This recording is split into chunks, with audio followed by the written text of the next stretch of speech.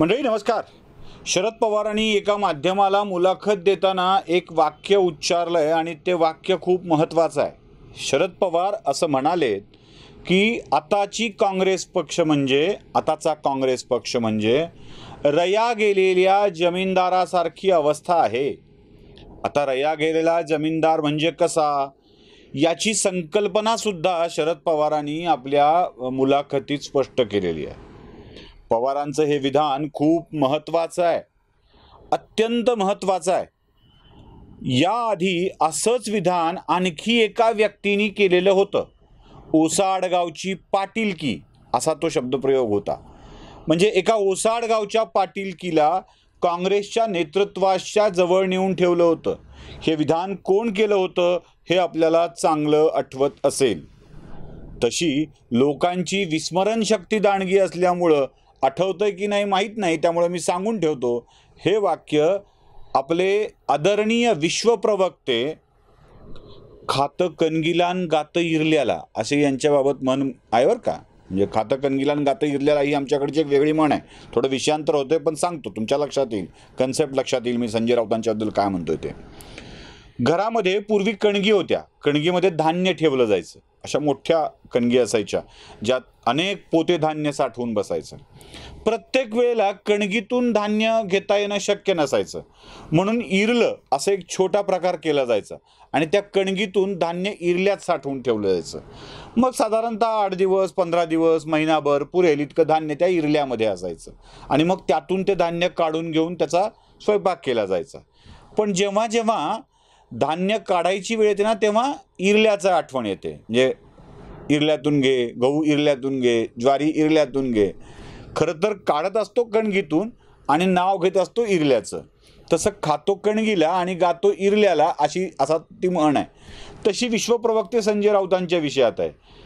ते खातात शिवसेनेला पण गातात पवारांना. पवारांनी बोललेलं वाक्य या अगोदर काही महिन्याआधी संजय राऊतांनी बोललेलं होतं. म्हणजे संजय राऊतांची भाषा पवार बोलू लागलेत का असा प्रश्न तुम्हाला पडला असेल किंवा हेतू माझा तुम्हाला तसाच वाटेल. असं अजिबात नाही आहे. ही भाषा संजय राऊतांची नाही आहे, ती पवारांची आहे. म्हणजे पवारांनी आधी राऊतांच्या तोंडून ही भाषा बोलायला लावलेली आहे, नंतर पवारांनी स्वतः त्या विषयाचं वातावरण निर्माण झाल्यावरती मत व्यक्त केलेलं आहे.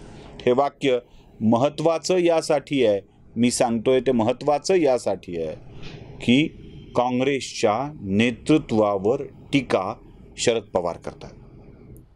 अत्यंत जहरी टीका पवारांनी केलेली आहे. कुत्सित म्हणत नाही मी, जहरी टीका केलेली आहे.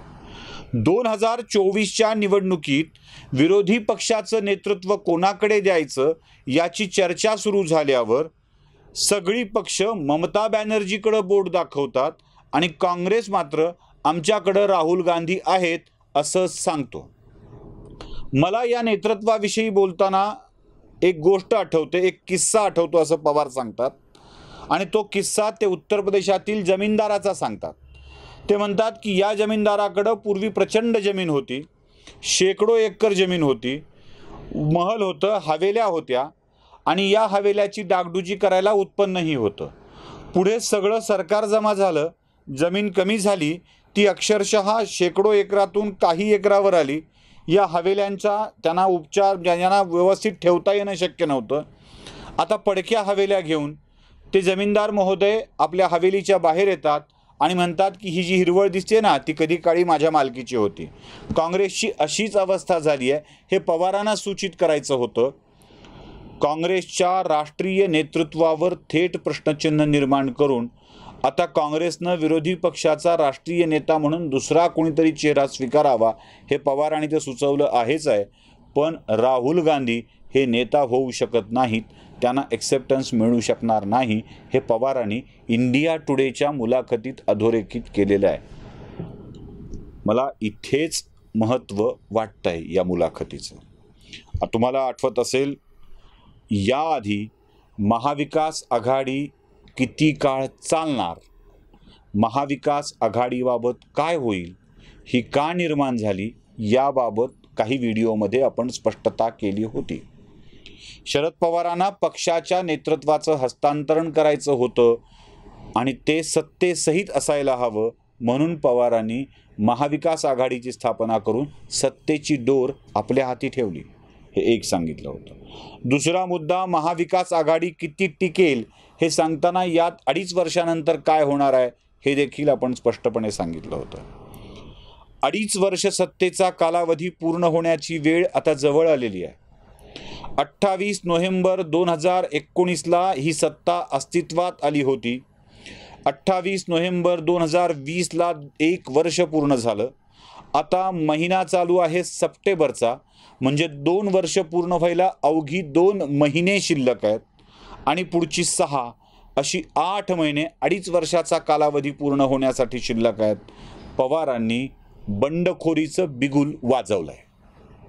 याआधी वातावरण निर्मिती केली होती संजय राऊतांना बोलायला लावून, म्हणजे पवारांच्या इशाऱ्यावरच राऊत बोलत होते. अजून पवारांचे एवढे दिवस वाईट नाही आले की त्यांनी राऊतांची भाषा बोलावी. अजून एवढे वाईट दिवस नाही आलेले. आता पवारांनी याबाबतचं बिगुल वाजवलंय. काँग्रेसचं नेतृत्व कामाचं नाही हे स्पष्टपणे सांगितलेलं आहे आणि यातच सत्ताधारी पक्षाच्या मधला बेबनाव सुरू होणार आहे. म्हणजे सुरू झालाय असं म्हणत नाही मी, सुरू होणार आहे याचं हे उत्तम उदाहरण आहे. हे पाऊल आहे आम्ही सांगितलेल्या मुद्द्याच्या दिशेनं जाणार. शरद पवारांनी आता या मुद्द्यावर राहुल गांधींना डिवचलंय. राहुल गांधींचं नेतृत्व कुचकामी आहे असं सांगितलंय. राहुल गांधींच्या नेतृत्वाशिवाय विजयच शक्य नाही असं वाटणाऱ्या काँग्रेसवाल्यांसाठी आपल्या नेत्यांची ही अशा स्वरूपाची केलेली हेटाळणी, टिंगल, टवाळी इथल्या नेत्यांना आवडेल का हा प्रश्न आहे. आणि समजा सत्तेच्या मोहापायी त्यांनी आवडेल असं गृहीत धरलं, त्यांना आवडेल ते सहनही करतील, काय फरक पडतो. राहुल गांधीला काय बोलले, सोनिया गांधीला काय बोलले, ही थोडी शिवसेना आहे लगेच अटक करायला, लगेच केस दाखल करायला. काय फरक पडतो असं त्यांना वाटत असेल तर राहुल गांधी किंवा राष्ट्रीय नेते या विषयात हे सत्य स्वीकारायला तयार होतील का, हा देखील मोठा प्रश्न निर्माण होतो. म्हणूनच पवारांनी इंडिया टुडेच्या मुलाखतीत राहुल गांधी यांची केलेली ही टवाळी आता या सरकारचं भवितव्य तर ठरवणार आहेच आहे, पण भविष्यातली भाजपच्या विरोधातली रणनीतीसुद्धा पवार महाराष्ट्रातून आखू पाहत आहेत.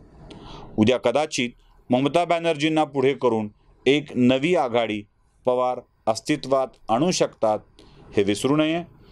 काँग्रेस शिवायची आघाडी अस्तित्वात आणायची असेल तर आणि तरच त्यांना आंध्र प्रदेश, तेलंगणा, पश्चिम बंगाल, ओडिसा या राज्यातून पाठिंबा मिळू शकतो. याच राज्यामध्ये भाजपेतर आघाडीमधले विरोधी पक्ष मजबूत आहेत, बाकी ठिकाणी अवस्था खूप वाईट आहेत.